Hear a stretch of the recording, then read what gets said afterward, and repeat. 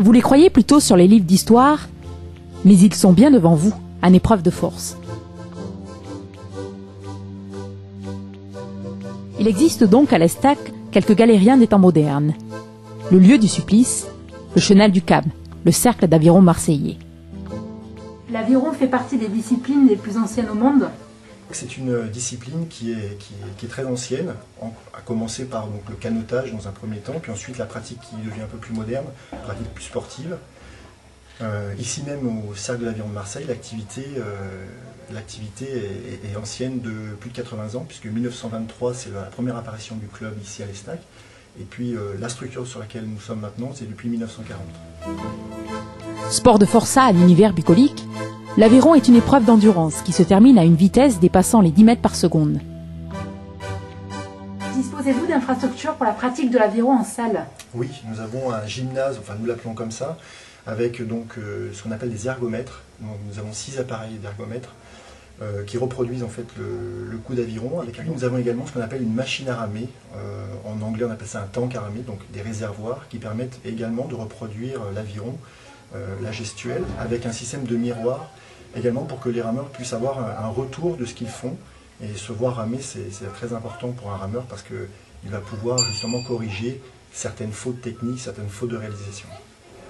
On dit souvent que l'aviron est bon pour le dos. Disons que ça permet de renforcer les lombaires, mais à haute dose, on peut dire que ça peut devenir un gros problème, étant donné que c'est là que les rameurs se blessent le plus lorsqu'ils font du haut niveau. Il y a des petits problèmes d'hernie discale, mais sinon, lorsqu'on le pratique régulièrement, il n'y a pas trop de problèmes au niveau du dos. Au contraire, on se renforce à ce niveau-là. Un rameur dépense environ 600 calories par heure.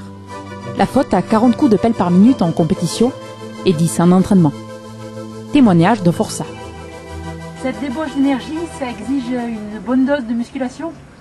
En plus des séances effectuées en bassin, on a des séances complémentaires au sol dans la salle de musculation. Et c'est vrai qu'avec le rendement technique vient le rendement de force, et par le rendement de force vient aussi le rendement technique. Alors l'alimentation, on va dire qu'on essaie de combler celle du lycée le midi par une bonne alimentation le soir, et c'est vrai que les entraîneurs nous ont donné des petits livrets avec une alimentation à respecter, et c'est vrai qu'il faut essayer d'avoir l'alimentation la plus saine possible, tant au niveau des boissons que de la nourriture quotidienne. Alors aujourd'hui, ici même à l'Estac, nous bénéficions d'un plan d'eau, donc c'est un chenal maritime.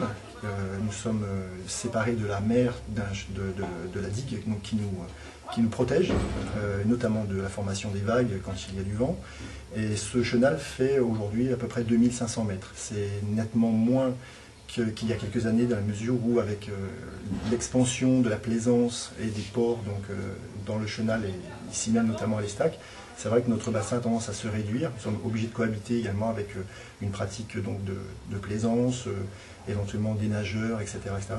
C'est de plus en plus difficile pour nous, surtout c'est une activité d'endurance où on a besoin de parcourir beaucoup de kilomètres. Voilà. Aujourd'hui, donc notre bassin ne présente que 2500 mètres de... Aussi longtemps qu'ils le voudront, ils continueront à dompter les vagues et parer à la force qu'elles exercent, comme autrefois leurs glorieux aînés.